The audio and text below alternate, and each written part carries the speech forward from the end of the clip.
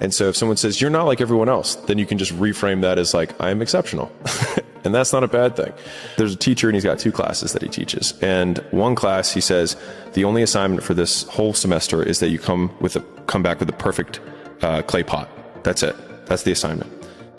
The other class, he says, your objective is to make the most total quantity of clay pots, and you'll be measured by how many pots you make. And at the end of the quarter, the pots that came from the team that had to just make sheer volume, not only did they make more pots, but the quality of all of their pots was better compared to the teams that only had to make one. And it just underlines the biggest lesson that I've learned in my life, which is that volume negates luck, is that you can try to be lucky and pick the one perfect thing and try and make it, but if you don't want to try and be lucky, you can just do so much work that you will brute force your way to figuring it out. Like if you do 1,000 podcasts, you'll be pretty good at podcasts, right? But if you try to say, okay, you're brand new, and all you have to do is make one perfect podcast. The problem is that you don't have the perspective from which to make a judgment to say what is good. I'd say one of the strongest mental frames that has gotten me through my hardest times is thinking this will be the story that I will one day tell. And that means the harder it is, the bigger the dragon, the more epic the story, and by consequence, the more epic the hero. And if you think about the difference between winners and losers, winners define themselves by what they made happen, and losers define themselves by what happened to them. And the difficult part of the lonely chapter is that the Rocky cutscene lasts 90 seconds in the movie and lasts 5 years in reality. So I came up with this idea a couple of weeks ago called the lonely chapter. I f***ing love it. So there is a period in everybody's journey where they are so different because they've started to do new things that they no longer fit in with their old set of friends. But they're not sufficiently developed that they've gained their new set of friends. And they're unsure. Should I go back? Should I lean back into getting a bag in with the boys on a weekend? Is that the highest, way that I can live my life passion forward? Because that's what everybody else does. And all of my friends are taking the piss. Oh, not drinking again. Too good for us, are we? Not going out again this week. Oh, okay. Well, enjoy staying in home and reading. Fucking nerd. So you're going to feel the pain of being ostracized from the group of friends that you used to have. But you're stuck in this messy middle where you haven't yet worked out who you are on the other side of this. And that lonely chapter that's in the middle is something that I would say almost nobody that I've ever met who has gone from a place where they are to a place where they want to be hasn't gone through. Every hardship that you encounter, if you reframe it as the story that you will someday tell to yourself of the person that you've become based on the dragons you've slain and the obstacles you've overcome, then I think that makes those obstacles a unique opportunity for self-improvement, because we can be grateful for these things. I think Jocko has a whole bit on this where whenever something bad happens, he says good. And I think it's a great trained response, because if something bad happens, my trained response isn't good. It's, I will tell this story someday. And so I think if you have that frame, then everything serves you. Because if something good happens, cool. If something bad happens, it'll be a story that I will someday tell. Because it assumes that you will live through it, and it assumes that you will eventually figure it out. And so then you can't lose, as long as you don't quit. The one companion that's always going to be with you is yourself. And I think the first thing we have to do is we have to get ourselves to the point where we don't necessarily need a companion. It's not ideal. It's not ideal, but it's doable, and sometimes it beats the alternative. But sometimes we choose less than ideal companions because to us that beats the alternative of not having any companion. And the reason why we cannot face the concept of not having any companion is because we're not comfortable with ourselves as a companion.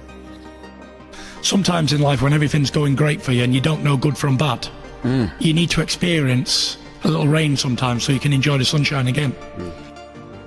oftentimes, if it doesn't go our way, we don't see it as a blessing, right? If something happens, an experience, if it doesn't go the way we want it to go, oftentimes we don't consider that to be a blessing. But some of the greatest blessings in our lives are things that didn't turn out or work out the way that we wanted it to. And so all of a sudden you're sitting there and you're thinking, man, I thought my life was together. Now it's in shambles at my feet. No, it's not. No, it's not. It's not. It's all right. It's all right. You're not supposed to have it together. All right. Those who go to college, get out of college, get a job and stay in that job until they retire, then retire and buy property down in Florida. That's an anomaly. That's not normal. It happens, but it's an anomaly. And most of those people, you know, they might be really good people, but they ain't got cool stories to tell. And you don't get wisdom. You don't get wisdom past a certain point by living that life. The biggest thing you have to do is shut off technology. You have to go dark. And what I mean by that is you have to be quiet in your mind. Get away from people. We love being around people. We love talking. We love parties. It's okay to be alone. It's okay to be unhappy sometimes, man. So you gotta go to the truth first. Who are you? Get really accountable and say, okay, who am I? What's the truth about me? Get to that dark place in your mind. Figure out, it may take months, it may take years. Figure out your purpose. Figure out what you want to be in life. And then from there, okay, I have my purpose. It may take a long time. No one knows their purpose because it's too loud. I think it's just giving yourself permission to suck. It's giving yourself permission to be unhappy. It's giving yourself permission to not achieve while you do for a long period of time. It's giving yourself permission to lose friends. It's giving yourself permission to do things that's different than people in your social circle or your age group are doing. It's giving you permission, giving yourself permission to be an exception so that you can become exceptional. So now you know why there's so many people that fail in this world. You create your own self. Most people are missing something because there's so much trapped in there. I don't even want to say potential. I think that's a word used out too much too. There's so much in you that God or wherever the hell you believe in, or if you're an atheist, in you, that you have not unlocked. That you walk around with this gorgeous wife or great husband and all this money, you're like, God, I feel like I'm missing something. Yeah, because it's about 75% of you is still in there. Still chained up because you just didn't want to find your willpower. Didn't want to find your soul, your will, your heart, your determination, your guts, your courage. You're not supposed to have it all together. You're not expected to have it all together. Anybody looks at you and says, hey man, what's wrong with you? How come you don't have everything figured out? They're a fool. Knowledge and experience and wisdom takes time.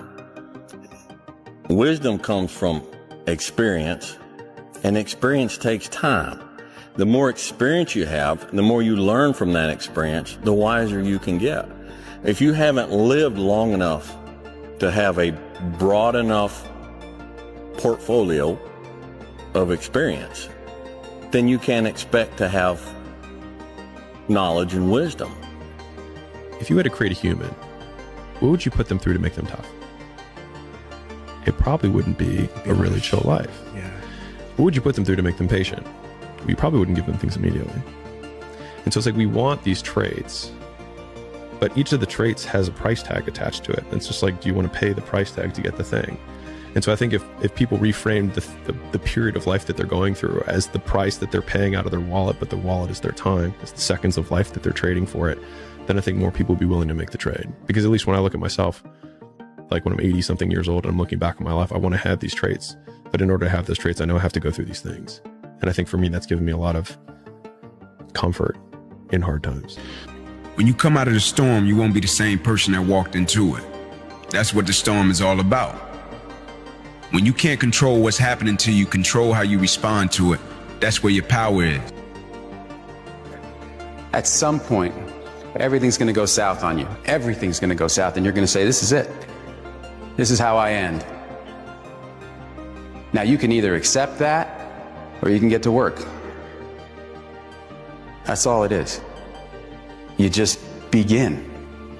I come from hell, and a lot of it I created. We can be our worst enemy. Why is the truth so important? It gives you a starting point. You have to have the truth to have a starting point. Once you come face to face with who you are, you have a starting point. And your true self is found, honestly, in that very uncomfortable zone.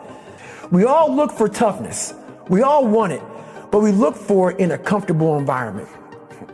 You will not find toughness in a comfortable environment. Those of you who are listening to this, you will not find it. I was trying to look for it everywhere. The only way you find it is to drown yourself in a position where you're just out of sorts, where you can't swim and you're drowning. Where you're drowning. You're drowning in life. But you say, you know what, man? That. No, you have to hit rock bottom. That's the way up. Mm-hmm. Yeah, rock bottom is beautiful. The struggle of coming back is beautiful. That struggle. It doesn't appear like it's beautiful while you're going through it, but it's you're being tested. And without a test, there's no testimony. Life tests you. Sometimes life annihilates you. But it's only up to you if you want to take some more. It's going to dish it out. But eventually, if you don't quit, it'll be merciful to you. You can't drive your car looking in the rearview mirror. You can't. If you keep looking in the rearview mirror, you're going to keep crashing your car. There's a reason why the rearview mirror is this big and the windshield is this big. That's a reason for it. Because all the rearview mirror does is allows you to see what you've passed and to prevent what you've passed from coming up on you again. That's all the rearview mirror is for. The windshield is your future. It's where you're going. It's where you're headed. The superpower of learning to be alone and enjoying it. Well, I think it's critical, and I do think that these times where you just think about things, just be alone and think about things, are so rare these days. And I think during those rare times is when you really get to understand what you actually believe or don't believe. Throughout my life, I wanted to be accepted. Growing up, I lied, I fucked what I could. Be my friend, be my buddy. That weak ass. I found out through this path of life, who is David Goggins? Who am I? So going through all, I did it alone. There was no trophy on the wall, on the mantle. That trophy's in my brain. No one helped me get there. No one paid my bills. No one did for me. No one ran those miles, lost that weight. Went through it. I suffered on my own and developed this man who said, it's who I am, man. A very competitive, ultra competitive dude that take it what you want, man. You start putting yourself in situations that suck, you'll find yourself. Idea of the lonely chapter resonates so much with people because it literally is like taking the red pill. If you see this version of the world where you go, I can impact my outcomes. I can learn a thing, apply a thing, and then I change as a byproduct of doing that. As soon as you take those steps, you realize almost all of the people around you who have parts of their life that they're not happy about are kind of making a choice for it to be that way. And then you go, oh, that means that all of the things I don't like about me and I don't like about my life are my responsibility because I can change it. The more time you spend alone with yourself, the more time that you will be able to understand who you are. When I mean understand who you are, I'm talking about without any outside interference, without any friends, without any peer pressure of wanting to be like someone else. The more time you spend alone, you're going to figure out, okay, what your purpose is. And I say that because of this. God will talk to you. You start seeking in those moments of not having any outside distractions. What happens is things become clear. Clarity sets in. And you're able to make decisions not based on what you saw that day or what you heard that day or what that person may have said to you. You're able to make decisions based on how you feel internally. You know, sometimes your mind plays tricks on you.